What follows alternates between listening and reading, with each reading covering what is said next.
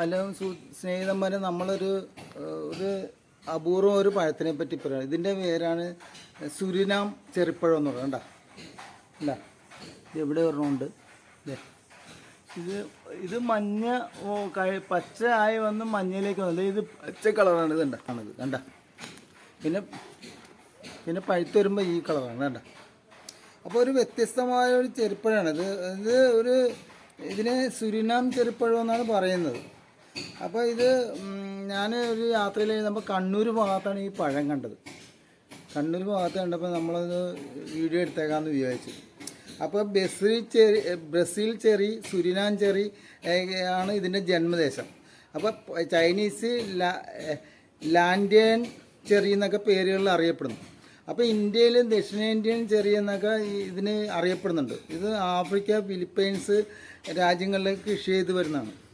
എന്നാൽ ഇത് മറ്റ് സ്ഥലങ്ങളിൽ നിന്ന് വരുന്ന ഈ പഴത്തിനെ നമ്മൾ ചില സ്ഥലത്ത് പിറ്റങ്ക എന്നൊക്കെ പേര് കൂടിയുണ്ട്.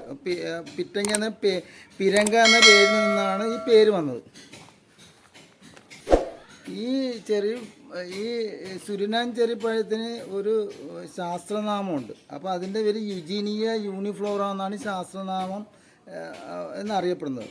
അപ്പോൾ ഈ ശാസ്ത്രനാമത്തിൽ അറിയപ്പെടുന്ന ഈ സാവോയിലെ ഒരു സ്ഥലത്ത് യുജീനിയ എന്ന് പറയുന്ന ഒരു രാജാവിൻ്റെ ഓർമ്മയ്ക്കായിട്ടാണ് ഈ യുജീനിയ എന്ന പേര് വന്നത്. അപ്പോൾ മൾട്ടേസി കുടുംബത്തിൽപ്പെട്ട ഒരു ചെടിയാണിത്. അപ്പോൾ ഇത് ഇടതൂർന്ന് വളർന്നിങ്ങനെ വളരുന്ന ചെടിയാണ്. കണ്ട, ഇടതൂർന്ന് വളർന്നിരിക്കുക. കണ്ട, എനിക്കിവിടെ നിന്ന് ഷൂട്ട് ചെയ്യാൻ പറ്റുന്നില്ലെങ്കിലും ചെയ്യാവുന്ന ഞാൻ കാണിക്കാം. കണ്ട, വലിയ ഒരു 8-9 വർഷത്തെ പഴക്കമുണ്ടെന്നു ഈ ചെടിക്ക്. കണ്ട മരം കണ്ട. ഇതൊരു കുറ്റിച്ചെടിയാണ്. അപ്പോൾ ഒരു 8 മീറ്റർ പൊക്കമൊക്കെ വയ്ക്കാൻ ഭംഗിയുള്ള പഴവും അലങ്കാരമായി വളർത്താൻ പറ്റുന്ന ഒരു ചെടിയാണിത്. ഇത് 2 ഇനം, ഈ പഴം 2 ഇനം ഉണ്ട്.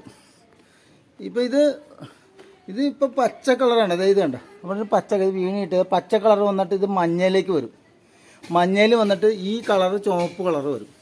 പിന്നെ വേറെ ഇനമെന്ന് പറഞ്ഞാൽ കരിഞ്ചുവപ്പുണ്ട്. അത് ഒരു വയലറ്റ് പോലെ ആകും, പ്ലംപഴത്തിൻ്റെ കൂട്ടൊക്കെ ഇരിക്കും. അപ്പോൾ ഈ പച്ചപ്പഴത്തിനെന്ന് പറയുന്നത്, ഈ പച്ചപ്പഴത്തിന് പുളിയും മധുരമൊക്കെ ഉണ്ടാകും. പഴുത്ത് കഴിഞ്ഞാൽ നല്ല മധുരമായിരിക്കും. പിന്നെ ഇതിൻ്റെ പ്രയോജനം എന്ന് പറഞ്ഞാൽ അച്ചാറിടാനൊക്കെ പറ്റും. പിന്നെ ഇത് ജ്യൂസ് ഉണ്ടാക്കാം. അപ്പോൾ ജ്യൂസാണെങ്കിൽ ഉണ്ടാക്കണമെങ്കിൽ ഇത് ഈ പഴം മുറിച്ചിട്ട് പഞ്ചസാരയിട്ട് നല്ല തണുപ്പിച്ച് എടുക്കുകയാണെങ്കിൽ അതൊക്കെ ജ്യൂസ് ഉണ്ടാക്കാം. പിന്നെ ഐസ്ക്രീമുകളൊക്കെ അലങ്കരിക്കാനൊക്കെ ഉപയോഗിക്കും. അപ്പോൾ ഇതിൻ്റെ ഈ പഴം എന്ന് പറഞ്ഞാൽ സലാഡുകളിലും ജാം ജെല്ലികളൊക്കെ ഉണ്ടാക്കാനുള്ള ഒരു ചേരുവ കൂടിയാണിത് ഈ പഴം. അപ്പോൾ അതിലൊക്കെ ഇത് ഉപയോഗിക്കാറുണ്ട്.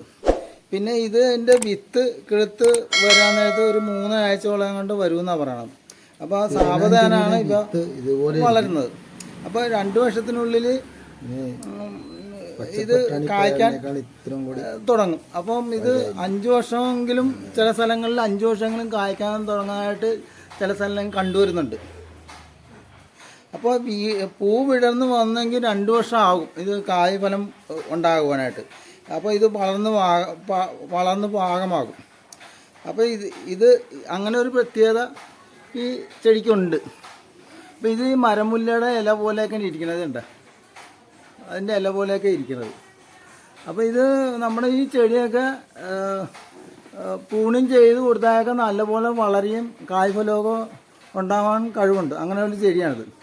അപ്പോൾ ഈ കായ്കൾക്ക് വരാൻ നേരത്ത് ഇതിനൊരു സുഗന്ധം ഉണ്ടാവും. അപ്പോൾ ഇതുണ്ട്, ഇതിന് 8 നമ്മുടെ കുടംപുളിയുടെ തൊട്ട് 8 വിരിപ്പുണ്ട്. ഇത് 1, 2 ഇങ്ങനെ കണ്ട കുടംപുളിയായിട്ടൊരു പൊങ്ങിയിരിക്കണ ഭാഗമുണ്ട്. അപ്പോൾ കുടംപുളി ഈ 8 വിരിപ്പുണ്ട് ഇതിന്. അപ്പം അങ്ങനെ ഒരു അപൂർവം. ഈ കണ്ണൂർ ചില സ്ഥലങ്ങളിൽ നെല്ലിക്കാപ്പുളി എന്നൊക്കെ പറയുന്നുണ്ട്, അവിടെ കണ്ണൂർ ഭാഗങ്ങളിൽ. അപ്പോൾ ചെറിയൊരു പൂവാണ്. ബ്രസീലിയൻ രാജ്യങ്ങളിൽ പല ഉൽപ്പന്നങ്ങളൊക്കെ അവിടെ ഉണ്ടാക്കാറുണ്ട്. വിനാഗിരി ഉണ്ടാക്കാറുണ്ട്, വീഞ്ഞുണ്ടാക്കാറുണ്ട്, ചില തരം മദ്യങ്ങളൊക്കെ അവിടെ ഉണ്ടാക്കുന്നുണ്ടായിട്ട് അറിയുന്നുണ്ട്. അപ്പോൾ ഈ ചെടിയുടെ തൊലിയിൽ ടാനിൻ എന്ന് പറയുന്ന ഒരു വസ്തു അടങ്ങിയിട്ടുണ്ട്. അപ്പോൾ അത് തുകൾ ഉണ്ടാക്കി വരുന്നുണ്ട്. പിന്നെ ഇലകളിൽ നിന്ന്, ഇതിൻ്റെ ഇലയിൽ നിന്ന് ഉദരരോഗത്തിന് ഉള്ള കഷായങ്ങൾ ഉണ്ടാക്കുന്നുണ്ട്. പിന്നെ വിരകൾക്കെതിരെയൊക്കെ മരുന്നൊക്കെ ബ്രസീലിയൻ രാജ്യങ്ങളിലൊക്കെ ഉണ്ടാക്കി വരുന്നുണ്ട്. അപ്പോൾ ഇത് ഈ പഴത്തിന് ഒരു ചുവപ്പ് കളറുണ്ട്. ഇതുണ്ട്, ഈ ചുവപ്പ് കളർ എന്ന് പറഞ്ഞാൽ നിരോക്സികാരകമായ ഒരു പദാർത്ഥം ഇതിൽ അടങ്ങിയിട്ടുണ്ട്. അതാണ് ലൈക്കോപ്പിൻ. അപ്പോൾ ഈ ലൈക്കോപ്പിൻ അടങ്ങിയ കാരണം ക്യാൻസർ രോഗത്തിനെതിരെ പ്രവർത്തിക്കാനുള്ള ഒരു കഴിവുണ്ടെന്നാണ് പറയണം. അപ്പോൾ ഇത് ഈ ചെടിയിൽ മാംസ്യം 100 ഗ്രാമിൽ 1 ഗ്രാമോളം അടങ്ങിയിട്ടുണ്ട്. കൊഴുപ്പടങ്ങിയിട്ടുണ്ട് 80 ഗ്രാമത്തോളം. പിന്നെ ഫോസ്ഫറസ് 11 ഗ്രാം കൂടുതൽ അടങ്ങിയിട്ടുണ്ട്. പിന്നെ ഇതിൽ ഈ ചെടി വളർത്തി ബോൺസായ രൂപത്തിൽ വിദേശ രാജ്യങ്ങളിലൊക്കെ ഇത് കുറ്റിച്ചെടിയായിട്ട് ചട്ടികളിൽ വളർത്തി നിർത്തി ഇങ്ങനെ വളർത്താറുണ്ടായിട്ടൊക്കെ അറിയപ്പെടുന്നുണ്ട്. ഉണ്ടായിരുന്നു. ഇപ്പം മഴ വന്ന കാരണം ഇതൊക്കെ ഇത്ര കൊഴിഞ്ഞു പോകുന്നത്. ഇടയ്ക്കിടയ്ക്കായിട്ടൊക്കെ അവിടെ ഇവിടെയൊക്കെ ആയിട്ടൊക്കെ പഴമൊക്കെ വരുന്നുണ്ട്. അതായത് കണ്ട ഇവിടെ ഒരെണ്ണമുണ്ട്, ഇവിടെ പച്ച ആയി വരുന്നേ ഉള്ളൂ കണ്ട. അപ്പോൾ നല്ലൊരു ഭംഗി, ഇതിൻ്റെ ഒരു അലങ്കാര ചെടിയാണ്. നമ്മുടെ വീടുകളിലൊക്കെ അത്യാവശ്യമായിട്ട് വളർത്താം, നല്ല ഭംഗിയുണ്ടാണ്. ഇപ്പോൾ തുടർന്ന് നമ്മുടെ ഇതുപോലെയുള്ള വീഡിയോകൾ ഇടുന്നതായിരിക്കും. എല്ലാവർക്കും താങ്ക്സ്. ഷെയർ ചെയ്യുക, വാച്ച് ചെയ്യുക.